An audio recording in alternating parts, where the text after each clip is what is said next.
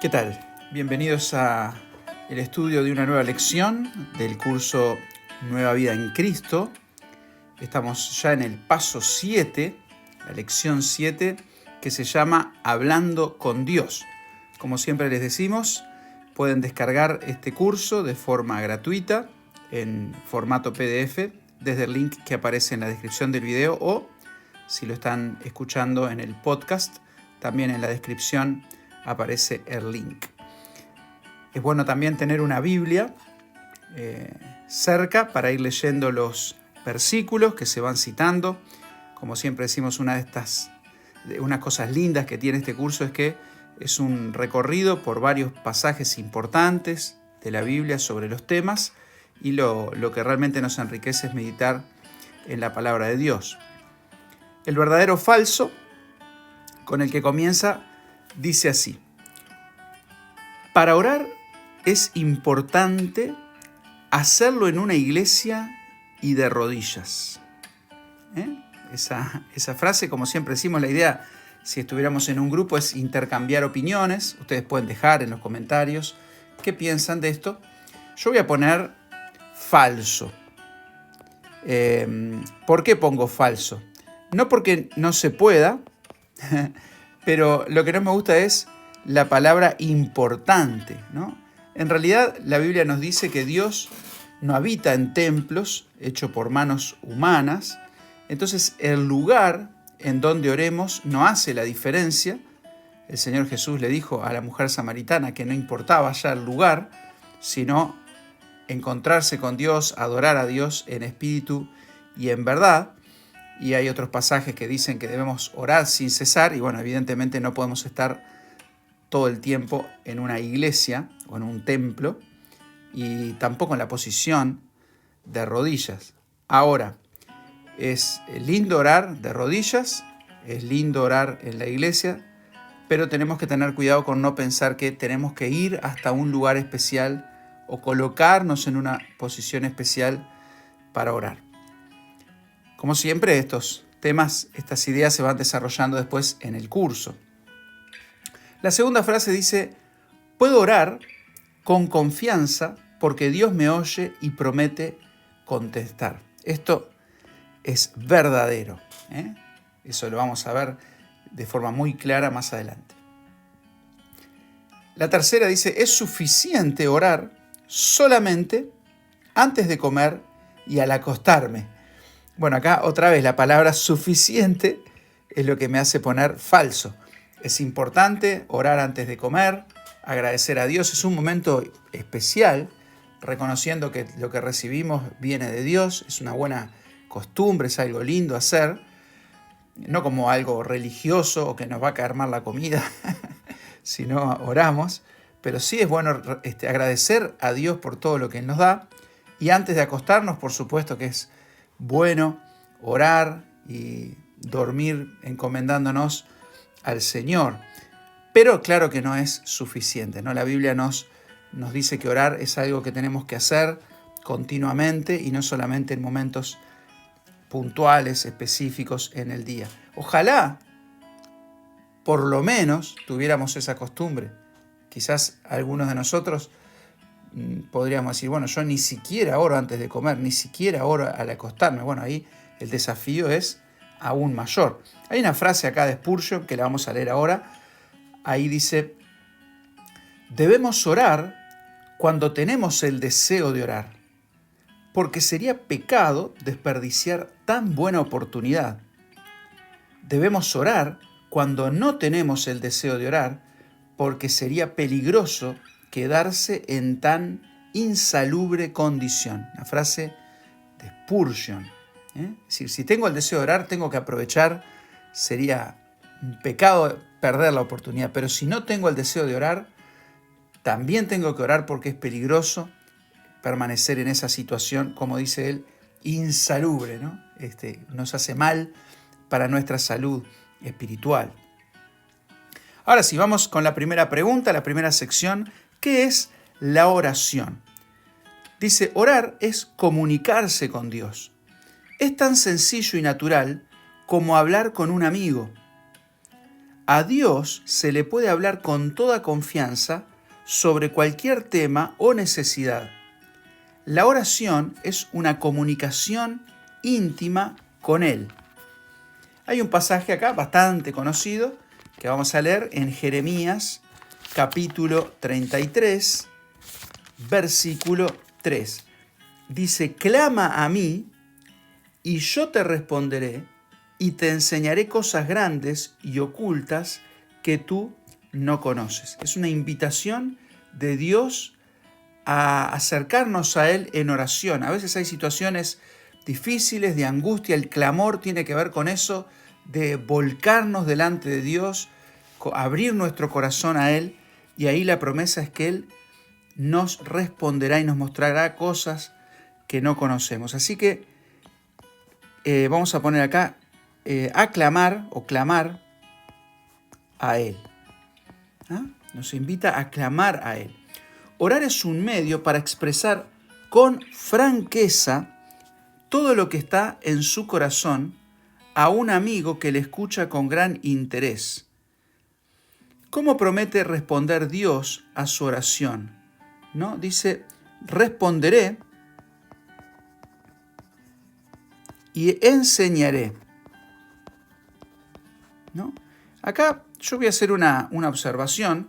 Cuando decimos que Dios, podemos hablar con Dios como con un amigo, creo que nunca tenemos que perder de vista quién es Dios. Es verdad que Jesús nos dice que es nuestro amigo, que Dios se llamó a sí mismo amigo de Abraham, y que Dios quiere tener esta relación cercana con nosotros, pero creo que no conviene pensar en Dios como el amigo de mi clase, mi compañero de trabajo o mi compinche, sino que Dios es el soberano, el creador, el eterno, todopoderoso, y siempre tenemos que tener un temor reverente. A mí me gusta mucho pensar la imagen que Dios mismo nos da de que Él es nuestro Padre, ¿no? Y cuando uno es grande y tiene su Padre, lo respeta. Capaz que cuando uno es niño tiene cierto temor del Padre y se acerca con cierto temor, pero el sentimiento que tenemos que tener hacia Dios es un profundo respeto por quién es Él. Y sí, es verdad, y la Biblia lo dice, que podemos abrir nuestro corazón a Él con total confianza. No tiene sentido ocultar nada de Dios, porque Él ya nos conoce. Él conoce nuestra condición, Él conoce nuestra debilidad, nuestras angustias, todo de nosotros. Entonces podemos ser totalmente honestos y abiertos con Él, pero siempre con temor reverente de Dios, ¿no? Eso es, entre paréntesis, algo que creo que es importante siempre tener en cuenta. Dice: habrá tiempos cuando Dios está demasiado ocupado para oír su clamor.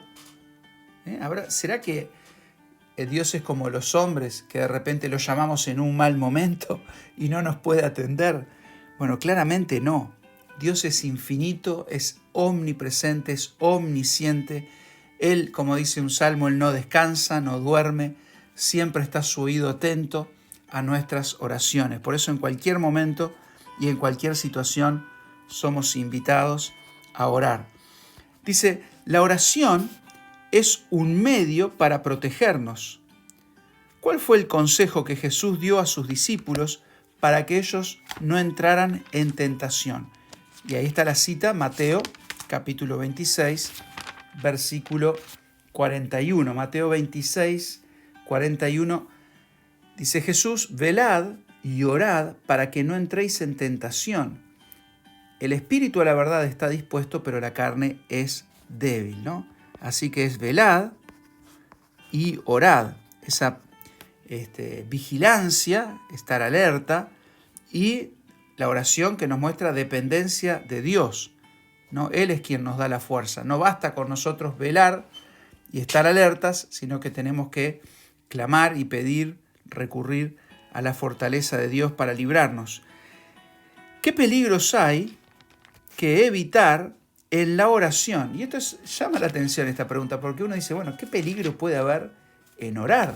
Si es algo que es sano, como decía Spurgeon, si es algo que nos libra de la tentación. Bueno, fíjense lo que dice Jesús en Mateo capítulo 6, versículo 5.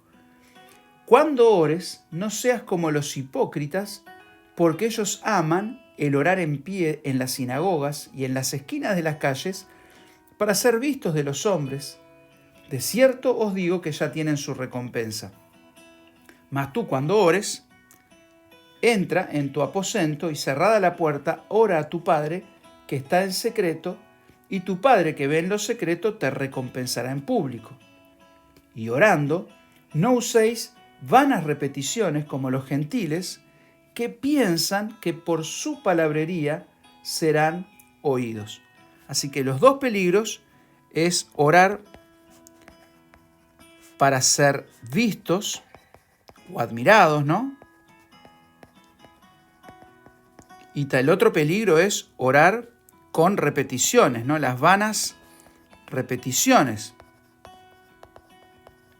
Y bueno, eso de las vanas repeticiones es todo un tema, ¿no? No se trata de repetir rezos, de estar horas y horas diciendo lo mismo, porque eso no es comunicación, esa no es la esencia de la oración. Que dice, piensan que por su palabrería serán oídos, ¿no? No es eso lo que Dios quiere. Dios quiere una relación íntima con cada uno de nosotros y por supuesto que no tiene sentido la oración cuando es simplemente para que otros nos vean orando o nos escuchen orar. Eso, dice el Señor, no tiene ningún sentido y no, podríamos decir, como a veces decimos, no pasa el techo. Entonces, la oración tiene que venir del corazón, de un deseo genuino, de un encuentro con el Padre. La segunda pregunta dice, ¿cómo debemos orar?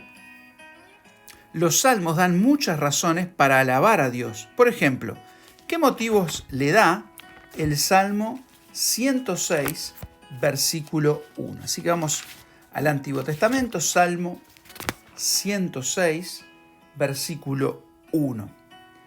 Aleluya, alabad a Jehová porque Él es bueno, porque para siempre es su misericordia. Así que, ¿qué motivos le da este salmo? Bueno, la bondad de Dios y la misericordia de Dios. O sea que la alabanza es parte importante de la oración. La pregunta 5 dice, en lugar de vivir preocupado, ¿qué debe hacer? Y ahí tenemos Filipenses 4:6. Filipenses 4:6. Dice, por nada estéis afanosos, si no sean conocidas vuestras peticiones delante de Dios en toda oración y ruego, con acción de gracias. Así que algunos decían cambiar la ansiedad en oración. Esos temas que nos angustian, que nos preocupan, que nos afligen, transformarlos en oraciones, colocarlos en la presencia de Dios, ¿no? Entonces vamos a poner acá, pedir a Dios. En lugar de vivir preocupados, ¿qué debe hacer? Pedir a Dios. Y la actitud, la dice también en el versículo 6, es gratitud, ¿no? Con acción de gracias. Algo que debería caracterizar al cristiano es la gratitud. Y es muy difícil para nosotros que normalmente vemos el lado malo, negativo de las cosas. Naturalmente es así. En las situaciones siempre vemos lo peor que puede pasar, lo que nos falta, lo que no tenemos, lo que nos aflige. Y nos cuesta muchas veces concentrarnos en las cosas que Dios nos ha dado, las cosas que sí tenemos. Y eso es lo que tenemos que preservar cuando entramos en oración. Un sentido, una actitud de gratitud al Señor. Al orar dando gracias a Dios, se está expresando fe en Dios por la contestación que Él dará a su petición. Por eso, el versículo 7 dice que el cristiano puede experimentar, y acá lo leemos, y la paz de Dios que sobrepasa todo entendimiento, guardará vuestros corazones y vuestros pensamientos en Cristo Jesús. O sea que el cristiano puede experimentar paz en su corazón al dejar su carga en manos de alguien que es completamente capaz de ayudarle. Algunos nos enseñan la diferencia entre tener paz con Dios, que es cuando hemos creído en Cristo y nos ha perdonado los pecados, tenemos paz para con Dios, ya no hay condenación, pero algo distinto es experimentar la paz de Dios. Jesús le dijo a sus discípulos, mi paz os dejo, mi paz os doy, yo no la doy como el mundo la da. Entonces, Él dice, no tengan miedo. Y esto es algo que debemos experimentar. Si oramos, podemos descansar que el Señor se va a ocupar del asunto, no siempre quizás como nosotros esperamos, pero sí confiando que es de la mejor forma y para nuestro bien. Según Hebreos 4:16, vamos un poquito para adelante, Hebreos 4:16, ¿con qué actitud debemos acercarnos a Dios? Dice así, acerquémonos, pues, confiadamente al trono de la gracia para alcanzar misericordia y hallar gracia para el oportuno socorro. Así que, con confianza. Y esa confianza no se basa en lo que nosotros somos, sino que en lo que Cristo es, ¿no? Si leen el versículo anterior, siempre es lindo cuando están haciendo un curso, leyendo un versículo, leer el contexto. Y acá, miren qué precioso, dice, no tenemos un sumo sacerdote, hablando de Jesucristo, que no pueda compadecerse de nuestras debilidades, sino uno que fue tentado en todo según nuestra naturaleza, pero sin pecado. Acerquémonos pues, por lo tanto, ya que tenemos un sumo sacerdote así, un intermediario, así alguien que nos comprende, que nos conoce, que pasó por lo que nosotros pasamos, con total confianza se nos invita a entrar a su presencia, ¿no? Y acá dice justamente eso, ¿a qué se debe este grado de confianza que puede tener con Dios? Está respondido, como decíamos en el contexto. Se debe a que Jesús es nuestro sumo sacerdote. En la antigüedad, en el pueblo de Israel, el sumo sacerdote era el que presentaba al pueblo delante de Dios. Era el intermediario, por así decirlo, del pueblo ante Dios. Y así Jesucristo es nuestro mediador. Hay un solo mediador. No son sacerdotes humanos, no son pastores, no son santos los que intermedian nuestra comunión con Dios. Es solamente Dios a través de Jesucristo que nosotros oramos, pedimos. ¿Qué significa orar sin cesar? Ahí tenemos el pasaje bastante conocido también en Primera Tesalonicenses 5:17. Orad sin cesar. Si debe orar todo el tiempo, quiere decir eso que puede orar en cualquier lugar, como por ejemplo en su trabajo, viajando, etc., ¿no? Entonces, ¿qué significa? La verdad que es una pregunta que yo no tengo una respuesta totalmente acabada. Creo que es evidente que no podemos estar todo el tiempo orando. Si yo estoy hablando con alguien, no puedo estar orando al mismo tiempo, por lo menos mi mente no es capaz de eso. Pero yo creo que se refiere a que debemos tener comunicación abierta, voy a poner así, con Dios. No precisa hacer oraciones, pues decir, bueno, ahora sí me voy a poner a orar tantos minutos. Es como un diálogo constante, ¿no? Saber que Dios está con nosotros, que su presencia está con nosotros, y en cualquier situación puedo estar hablando con Él, presentando, abriendo mi corazón, mis pensamientos con el Señor. Alguien que nos escucha o nos vea quizás dice, bueno, este está loco, está hablando solo, o está hablando con un amigo imaginario, está hablando con las paredes. Pero los que somos cristianos sabemos que Dios está con nosotros y que podemos hablar con Él. Y hay ejemplos preciosos. Me viene a la mente ahora Nehemías, cuando tenía una pregunta del rey, que lo vio triste. Bueno, hay una historia muy interesante. Y dice que oró a Dios y después enseguida habló con el rey. Y es evidente que esa oración no fue una oración de 5 minutos, de 15 minutos, sino que fue algo instantáneo. Es decir, él era consciente que en ese momento precisaba la ayuda de Dios y la pidió de manera espontánea y natural. También tenemos ejemplos de hombres como Daniel que se retiraban a su cuarto, a su aposento, se tomaban un tiempo para orar. Es decir, una cosa, como decimos, no quita la otra. Entonces, ¿puede orar en el trabajo? ¿Viajando? Y claro que sí. Yo voy a poner así, claro que sí. Yo, por ejemplo, ando bastante en moto, vivo un poquito a unos kilómetros de la ciudad y muchas veces en mis viajes en moto, que son a veces 10, 15, 20 minutos, en ese tiempo, en ese trayecto, voy orando, ¿no? Es un tiempo que uno está solo, a veces cuesta encontrar espacios en el día para tener momentos tranquilos de oración y esos momentos no los despreciemos, ¿no? Conozco hermanos que viven en ciudades donde hay mucho tráfico y tienen que estar a veces una hora, hora y media dentro de su auto y aprovechan esos tiempos para orar. Personas que quizás trabajan como guardias de seguridad, personas que quizás cuidan enfermos. Hay muchos trabajos que permiten, obviamente sin descuidar lo que uno está haciendo, pero permiten mantener una actitud de oración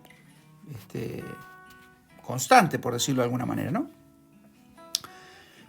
Dice así, su oración debe incluir confesión de nuestros pecados para que no estorben nuestra comunión con Dios. Esto es algo que ya hablamos de la confesión en la lección anterior. No se trata simplemente de recitar, sino que es delante de Dios reconocer que los pecados son pecados, que lo que Dios dice que es pecado. No buscar excusas, sino confesarlos, apartarnos y confiar y aceptar el perdón de Dios. Adoración a Dios por lo que Él es. La adoración es esa inclinación de nuestro corazón, esa entrega a Dios, reconociéndolo como el primero en nuestras vidas. Es algo que también el Señor manda, ¿no? Al Señor tu Dios adorarás y a Él solo servirás. ¿Cuántas veces colocamos otras cosas en lugar de Dios a las cuales rendimos adoración? Y un cristiano tiene que ser muy consciente cuando aparecen esos ídolos del corazón que ocupan el lugar de Dios. También tiene que haber peticiones por las necesidades personales e intercesión por otros. Hay muchos ejemplos de los apóstoles que dicen cómo oraban por las iglesias, cómo oraban por algunos hermanos, también pidiendo oración, pidiendo intercesión para que Dios les dé fuerza, para que Dios les dé oportunidades de predicar, para que se mantengan fieles. Y eso es algo muy importante. Qué lindo las iglesias donde hay hermanos que tienen este ministerio presente y son activos en la intercesión.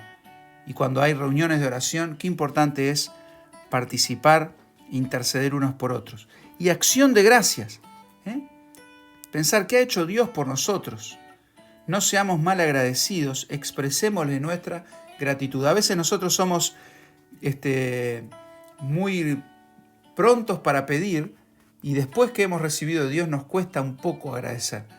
En nuestra iglesia hace unos años usábamos una pizarra cuando llegaba el momento de la oración, el tiempo de la oración, y los hermanos compartían motivos. Y me acuerdo muy claro que hacían una línea y ponían en una columna motivos de petición y en otra columna motivos de agradecimiento. Y era muy notorio cómo la columna de las peticiones se llenaba enseguida y la columna del agradecimiento muchas veces quedaba chiquita. Pero eso es algo que nosotros tenemos que practicar, ¿no? Y detenernos y pensar, ¿qué ha hecho Dios por mí? Vamos a agradecer. En los Salmos aprendemos cómo orar, ¿no? En Juan 14:13, antes, ese versículo, dice cómo debemos pedir, ¿no? Juan 14:13, dice así, y todo lo que pidierais al Padre, en mi nombre lo haré para que el Padre sea glorificado en el Hijo. Si algo pidierais en mi nombre, yo lo haré. Y yo voy a poner acá en el nombre de Jesús.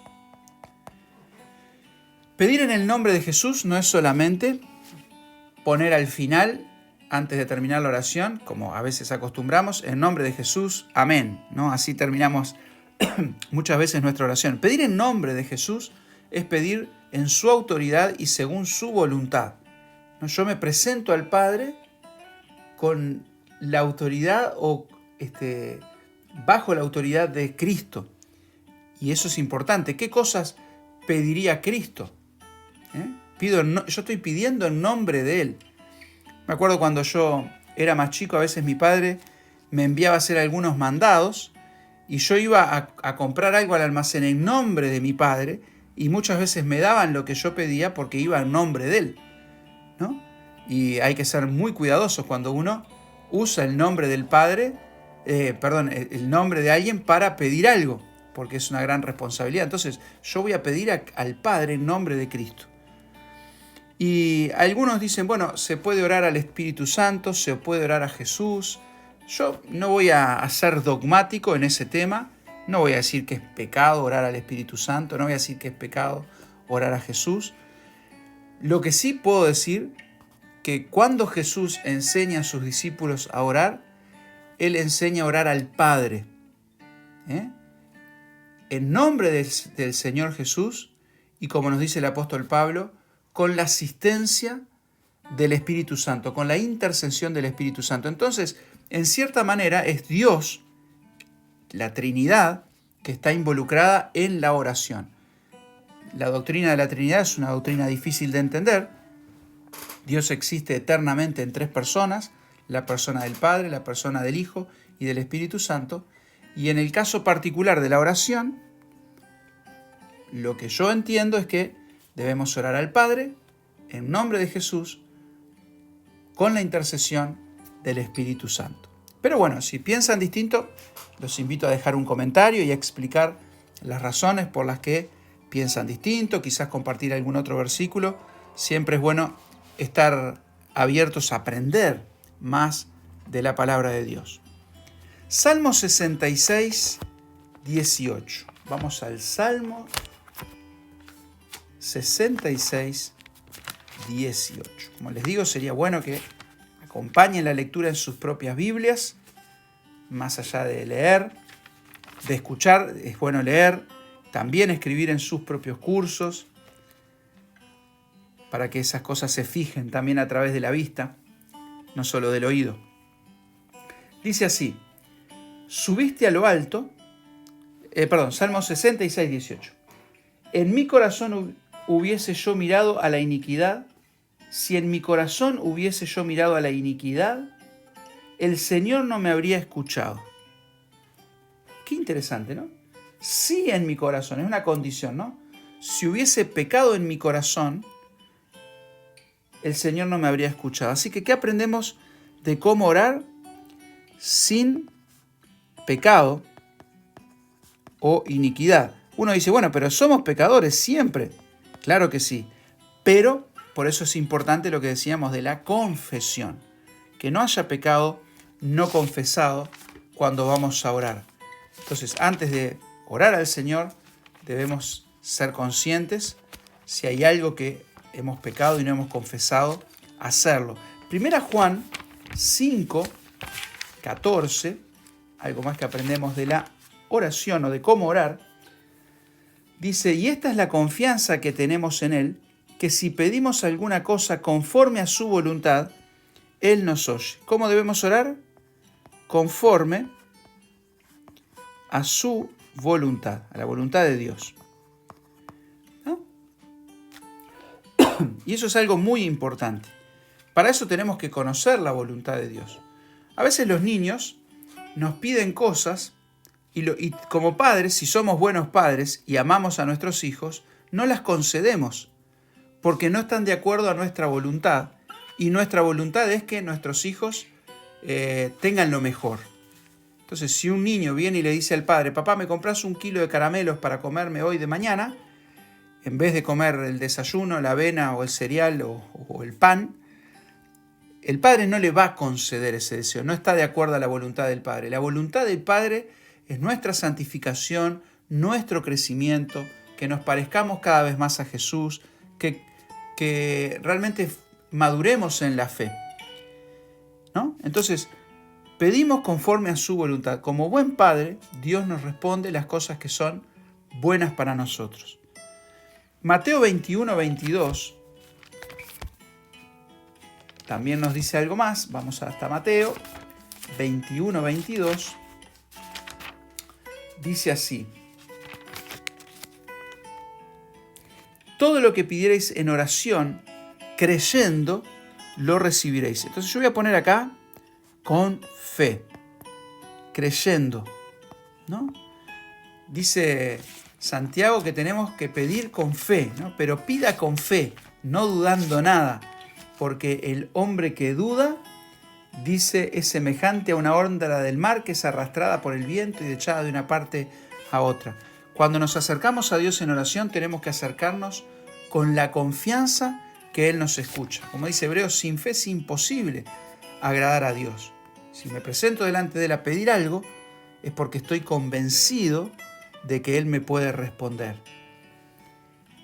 La primera parte de Efesios 3:20 nos anima a orar. Dice acá, ¿qué dice la primera parte de Efesios 3:20? Dice, aquel que es poderoso para hacer todas las cosas mucho más abundantemente de lo que pedimos o entendemos, según el poder que actúa en nosotros, y a Él sea la gloria, y sigue, ¿no? Pero la parte primera que dice que Dios es poderoso para, y lo voy a escribir porque me gusta mucho, para hacer más, dice, abundantemente.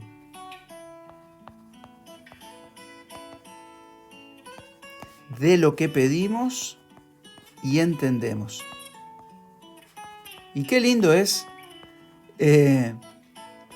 cuando uno es sorprendido por la bondad, por la sabiduría de Dios en la respuesta a la oración. A veces los hijos son sorprendidos por sus padres. De repente piden algo y el padre le da algo mucho mejor que el hijo ni sabía que existía. Y así es con Dios, ¿no? Dice, Dios contesta sus oraciones. Hemos visto que Dios promete contestar nuestras oraciones, pero ¿cómo? Alguien ha dicho que Dios tiene 3 maneras de contestar. A veces le dice sí, algunas veces por nuestro bien dice no, y otras veces dice espere un tiempo. Yo debo confesar que ya luché con esta idea, porque dice, bueno, es como entonces, ¿de qué sirve orar? ¿No? Dios va a hacer lo que quiera, cuando quiera, y bueno, si pido algo y Él no quiere, igual me va a decir que no, y si no lo pido, yo qué sé, lo hará igual, si Él me quiere tanto. Pero en este tema tenemos que tener cuidado con no racionalizar más y aferrarnos a la palabra de Dios. La Biblia nos dice que debemos orar, y la Biblia dice que a veces algunos cristianos no reciben porque no piden, o piden mal, ¿no? No recibís porque no pedís. Yo creo firmemente que hay cosas que pasan cuando los cristianos oran y que no pasarían si los cristianos no hubiesen orado. Ahora, ¿qué quiere decir esto? ¿Que todo lo que nosotros le pidamos a Dios, Dios va a decir que sí? Bueno, eso claramente no es así. Y si es así, no conozco a nadie que realmente tenga fe o que haya orado.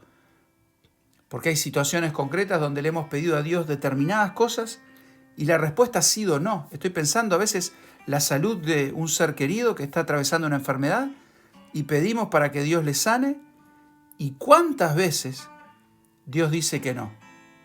Y es una realidad que si Dios no viene antes, si el Señor no viene antes, vamos a morir. Entonces, lo que sí tenemos que tener es la confianza de que Dios responde de acuerdo a su bondad y a su sabiduría y a lo que es mejor para nosotros. A veces es más de lo que entendemos, quiere decir que no lo vamos a entender. Pero la Biblia nos dice que cuando estemos en la presencia de Dios vamos a conocer cómo hemos sido conocidos. Y yo creo que en la presencia de Dios vamos a entender muchas cosas y vamos a decir, Dios, gracias porque tenías razón. Gracias por esa respuesta. Gracias por ese no. Gracias por ese esperá. Gracias por ese sí. Pero qué lindo es que tengamos esta disciplina de orar. Y digo la palabra disciplina volviendo y cerrando con esa frase de Spurgeon. Tenemos que reconocer que hay veces que no tenemos ganas de orar, que no sentimos deseo, Y en ese momento tenemos que venir a los pies del Señor y decirle, Señor, aquí estoy. Decirle, quizás no tengo deseo, aviva ese deseo en mí, a ver qué está pasando, pero no perder la comunión con nuestro Dios, que tiene sus oídos atentos. Y como dice también la palabra, orar no solo por nosotros, no solo por nuestros familiares, sino orar por nuestros amigos que no son creyentes, orar por las autoridades de nuestro país, por los gobernantes. Qué lindo es y qué poderoso es un hombre justo que ora. Como dice la palabra, la oración eficaz del justo puede mucho. Así que, hermanos, nos queda este desafío y los invito para el próximo programa que vamos a estar hablando acerca de la comunión diaria con el Señor. Que Dios les bendiga.